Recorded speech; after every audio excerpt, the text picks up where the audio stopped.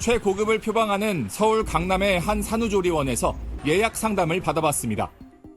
개별 정원이 딸린 특실에서 간호사의 신생아 1:1 케어도 이뤄진다며 2주 요금으로 5천만 원을 제시합니다. 하루에 360만 원 꼴입니다. 2주 기준에 5,040만 원, 3주는 2,190만 원, 최소한번이 어려운 대실이요. 딱 한 장이 남았어요. 출산 전부터 임산부 마사지를 해준다는 근처 조리원도 1,000만 원이 훌쩍 넘는 요금을 부릅니다. 평일에는 1,500과 2천만 원이 다 주면 되실 거고요.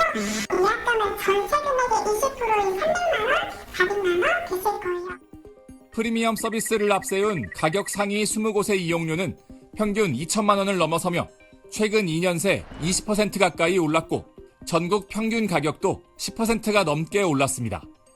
2018년엔 75.1%였던 임산부의 조리원 사용 비율은 재작년 85.5%로 계속 늘고 있어 각 가정의 부담은 그만큼 커지고 있습니다. 전문가들은 산후조리비 지급 등 현금성 지원에 집중하는 정책 대신 전체 5%에 불과하고 서울엔 단 2곳뿐인 공공산후조리원을 늘려야 한다고 지적합니다. 공공산후조리원은 민간 산후조리원 가격의 절반 이하 수준이지만 민간 못지않은 서비스를 받을 수 있어 인기가 높습니다. 경기도 포천 소재 공공산후조리원은 지난해 내내 10대1 이상의 경쟁률을 기록했습니다. 민간의 영역에 가서 가격을 낮추자 이런 말을 직접 하기보다는 공공에서 기본적이고 표준화된 서비스를 좀 제공할 수 있었으면 좋겠다. 정부는 공공 영역 확대와 함께 민간 산후조리원이 비용에 걸맞는 서비스를 제공하는지 서비스 평가 제도를 도입해 올해부터 매년 결과를 발표할 방침입니다. SBS 배성재입니다. 최모 씨는 3년 전 출산 직후 일주일 가까이 이 병실에 머물러야 했습니다. 출산 6개월 전 수백만 원짜리 산후조리원을 예약했지만 정작 출산 당일 방이 없다는 일방적인 통보를 받았기 때문입니다. 한겨울이었는데 너무 춥고 몸조리도 제대로 못하고 패딩 입고 잤어요. 수유할 때도 어두운 골방에서 막 했거든요. 이런 경우 조리원 이용료와 병실료 차액을 정확하게 정산해 돌려줘야 하는데 일부 조리원들은 차액을 환불하지 않는 규정을 두고 있었습니다. 조리원 책임으로 계약이 취소되면 계약금의 2배를 돌려주는 게 민법상 맞지만 계약금만 돌려주는 곳도 많았습니다.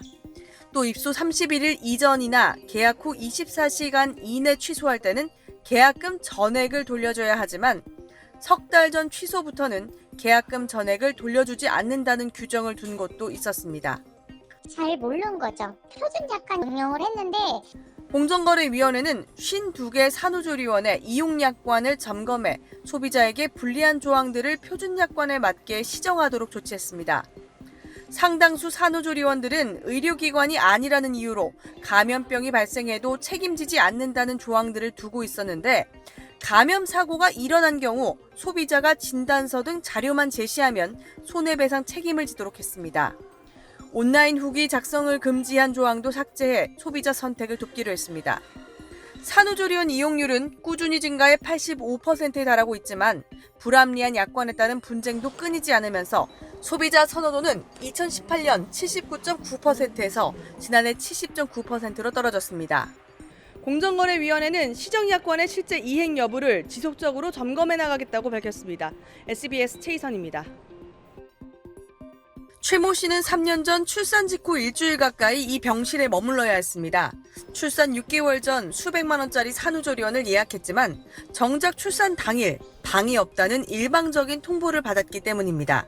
한겨울이었는데 너무 춥고 몸조리도 제대로 못하고 패딩 입고 잤어요. 수유할 때도 어두운 골방에서 막 했거든요. 이런 경우 조리원 이용료와 병실료 차액을 정확하게 정산해 돌려줘야 하는데 일부 조리원들은 차액을 환불하지 않는 규정을 두고 있었습니다. 조리원 책임으로 계약이 취소되면 계약금의 2배를 돌려주는 게 민법상 맞지만 계약금만 돌려주는 곳도 많았습니다.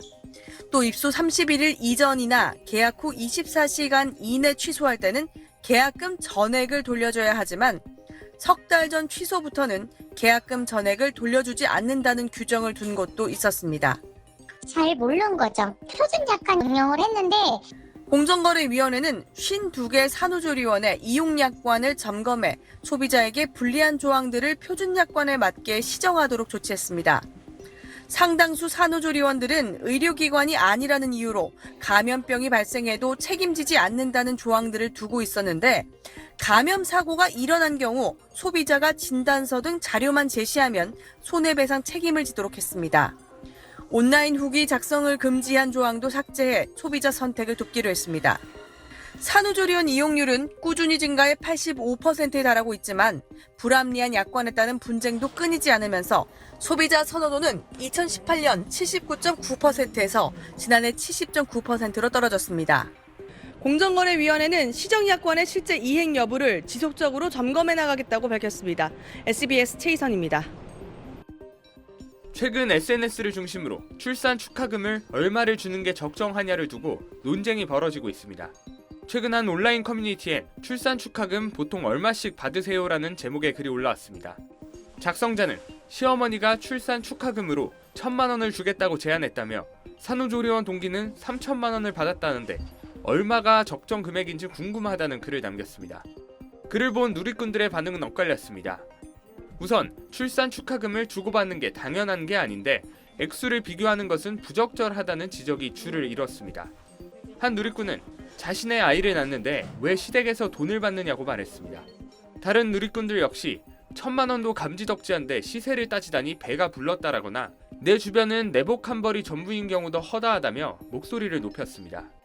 반면 일부 누리꾼들은 요즘 물가와 산후조리 비용을 생각하면 시댁의 경제력에 따라 충분히 비교될 수 있는 부분이다라며 작성자의 고민을 이해한다는 의견을 내놨습니다. 실제로 최근 중산층 시부모들 사이에선 며느리가 임신하거나 출산할 때 출산 준비나 몸을 추스르는 데 드는 조리원 비용 등을 고려해 일부 현금을 지원해주는 경우가 늘고 있습니다. 임신과 출산에 적지 않은 비용이 소요된다는 인식이 공유되고 있기 때문인데 다만 출산 축하금 액수를 두고선 아직 사회적 공감대가 이뤄지지 않아 갈등이 생기는 경우도 있습니다.